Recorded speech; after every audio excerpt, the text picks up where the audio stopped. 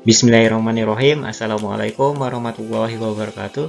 Halo pejuang, welcome back to my channel, Priyadi, channel edukasi yang insya Allah akan mengedukasi kita semua. Oke, hari ini kita akan melanjutkan pembahasan soal tentang kerajinan dari bahan limbah berbentuk bangun datar. Kali ini part 2-nya, sebagai persiapan untuk penilaian semester ganjil, mata pelajaran prakarya dan kewirausahaan. So, enjoy this video.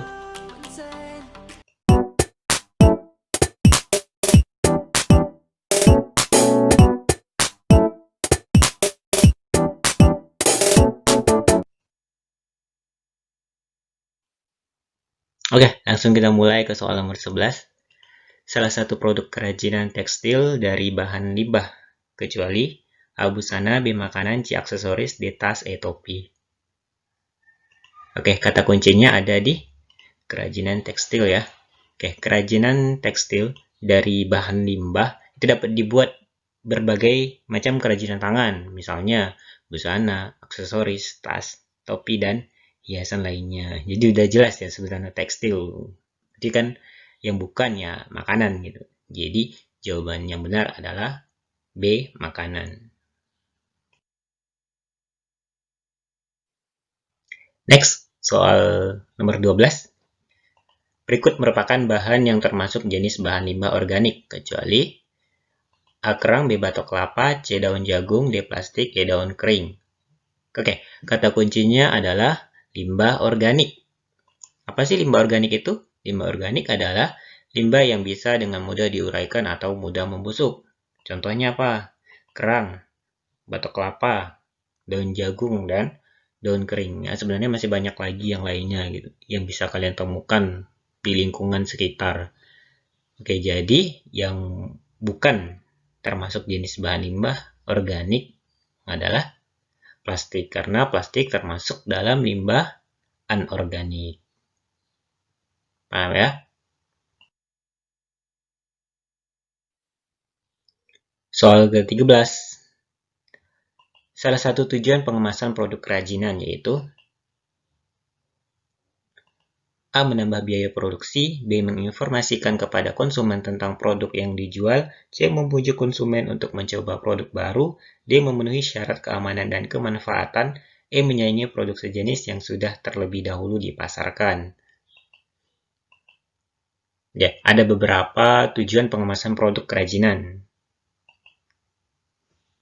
yaitu agar 1. Kemasan memenuhi syarat keamanan dan kemanfaatan. 2. Kemasan dapat mendukung program pemasaran. Yang ketiga, kemasan tersebut merupakan suatu cara untuk meningkatkan laba perusahaan. Jadi biar perusahaannya mengalami keuntungan. Jadi jawabannya adalah D. Memenuhi syarat keamanan dan kemanfaatan. Soal nomor 14. Proses di mana perusahaan menciptakan nilai bagi pelanggan dan membangun hubungan yang kuat dengan pelanggan dengan tujuan menangkap nilai dari pelanggan sebagai imbalannya disebut A. promosi penjualan, B. peluang usaha, C. publisitas, D. pemasaran, E. administrasi.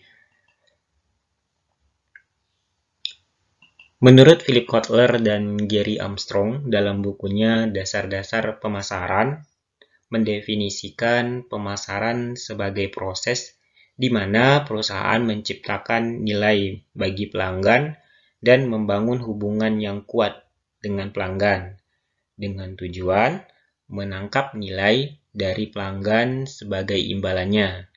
Dengan demikian, pemasaran tidak hanya bagaimana memasarkan produk supaya laku, tetapi juga harus memiliki nilai lebih bagi pelanggannya. Sehingga jawaban yang benar adalah D. Pemasaran.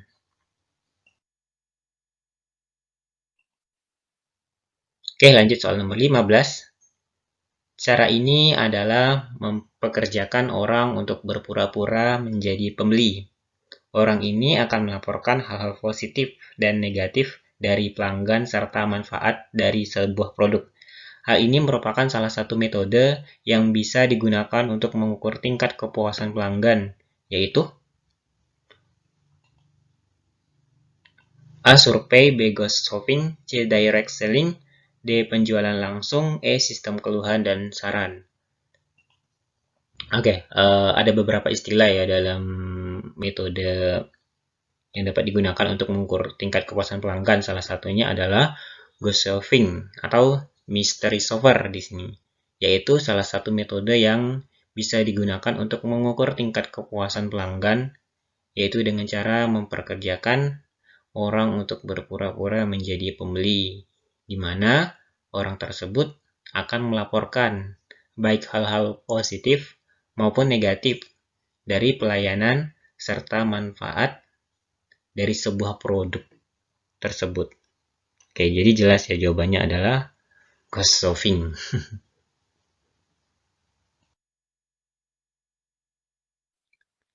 Next, soal nomor 16. Berikut kepercayaan atau rasa yakin yang harus dimiliki oleh seorang wirausaha kerajinan bahan limbah, kecuali A. Kecerdasan sendiri, B. Kemampuan untuk bekerja secara kreatif dan inovatif, C. Kemampuan untuk menyelesaikan pekerjaan yang baik, D. Keyakinan dapat menguasai pasar, E. Kecakapan yang diperoleh dari hasil pendidikan, kursus, latihan, dan pengalaman dalam bekerja.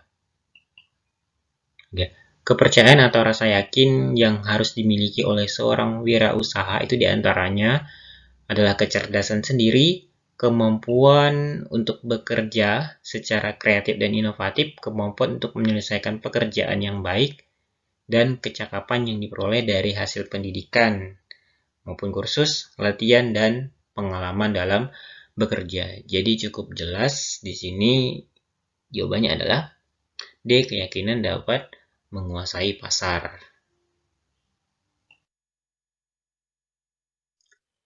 Soal nomor 17. Dalam promosi kerajinan tangan, pemakaian label adalah informasi yang dibuat pada kemasan biasanya berisikan tentang berikut, kecuali A. Informasi produk sebenarnya, B. Foto atau gambar produk, C. Logo perusahaan, D. Alamat produsen, E. Gambar produsen. Dalam promosi kerajinan tangan, pemakaian label adalah informasi yang dibuat pada kemasan, di mana informasi tersebut biasanya berisikan tentang beberapa hal, seperti informasi mengenai produk sebenarnya. Ini loh produknya seperti ini. Gitu. Yang kedua, foto atau gambar dari produknya. Yang ketiga, logo perusahaan. Yang keempat ada alamat perusahaan. Jadi, yang tidak termasuk informasi yang terdapat dalam kemasan adalah gambar produsen. Jadi jawabannya E.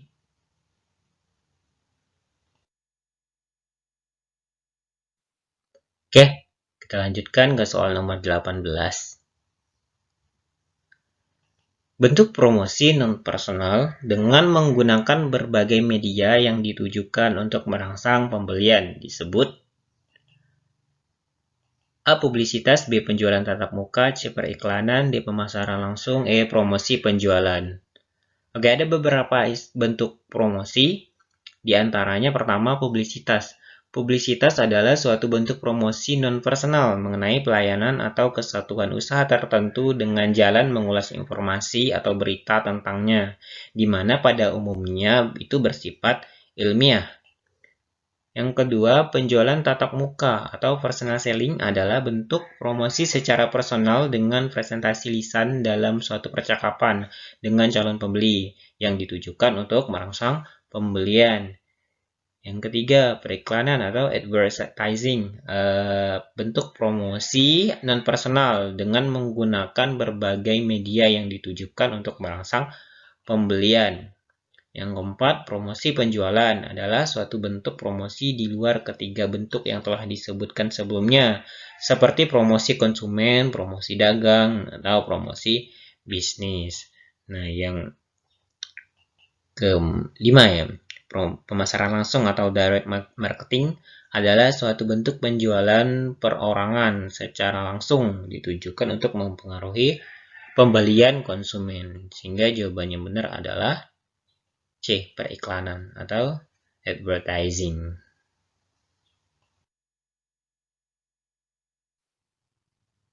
Lanjut, soal ke-19. Berikut ini bukan termasuk tujuan promosi penjualan, yaitu A. Meningkatkan keinginan konsumen, B. Meningkatkan pembelian konsumen, C. Meminimalisir perilaku konsumen berganti-ganti merek, D. Meningkatkan daya beli masyarakat, E. Memengaruhi pelanggan untuk mencoba produk baru. Oke, tujuan dari promosi penjualan itu sangat beraneka ragam. Di antaranya merangsang permintaan, meningkatkan keinginan konsumen untuk mencoba produk, membentuk goodwill, meningkatkan pembelian konsumen, juga bisa untuk mendorong konsumen membeli lebih banyak, serta meminimalisir perilaku berganti-ganti merek, atau mendorong konsumen untuk mencoba pembelian produk baru. Sehingga yang bukan termasuk dari tujuan promosi penjualan adalah D. Meningkatkan daya beli masyarakat. Okay, last question in this part. Komponen ini merupakan biaya yang tetap atau konstan jika adanya tindakan produksi atau meskipun perusahaan tidak berproduksi. Contoh biaya ini yaitu biaya tenaga kerja, biaya penyusutan mesin, dan lain-lain. Biaya yang dimaksud adalah A. Break-even point, B. Fixed cost, D. Total revenue, D. Variable cost, E. Selling price.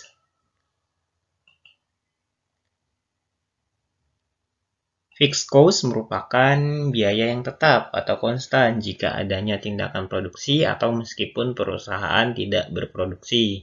Contoh dari biaya ini yaitu biaya tenaga kerja, biaya penyusutan mesin, dan lain-lain. Jadi jawabannya adalah B. Fixed cost. Sekian penjelasan dari saya. Mohon maaf atas segala kekurangan. Semoga video ini bermanfaat. Jangan lupa untuk subscribe, like, share, and comment this video. Semoga video ini bisa terus memberikan manfaat untuk kita semua. Oke, dan tidak lupa saya ucapkan terima kasih kepada viewers, subscriber, dan semuanya yang telah mendukung channel ini. Semoga sukses selalu untuk kita semua. Dan mengutip tulisan dari Kang Ihsan, jika hidup berputar bak biang lala, maka bergerak adalah hal yang akan membuat keadaan berubah. Ada hari kita mungkin lelah, namun lelahlah untuk beristirahat, bukan menyerah. Berputar, beredar, bergulir, mengalir. Memilih hidup berarti memutuskan terus bergerak. Karena hanya dengan itu, kita akan sampai pada takdir-takdir Allah yang lain. Hanya dengan terus melangkah, insya Allah keadaan akan berubah. Jika nanti rasa-rasanya tak sanggup, jangan lupa meminta agar dikuatkan oleh Sang Maha Hidup. Jika nanti rasanya ingin berhenti, tetaplah ingat jika sebenarnya kita pergi untuk kembali. Kita berpetualang untuk akhirnya pulang. Akhir kata, wabillahi taufiq wal hidayah. Wassalamualaikum warahmatullahi wabarakatuh. See you on my next video.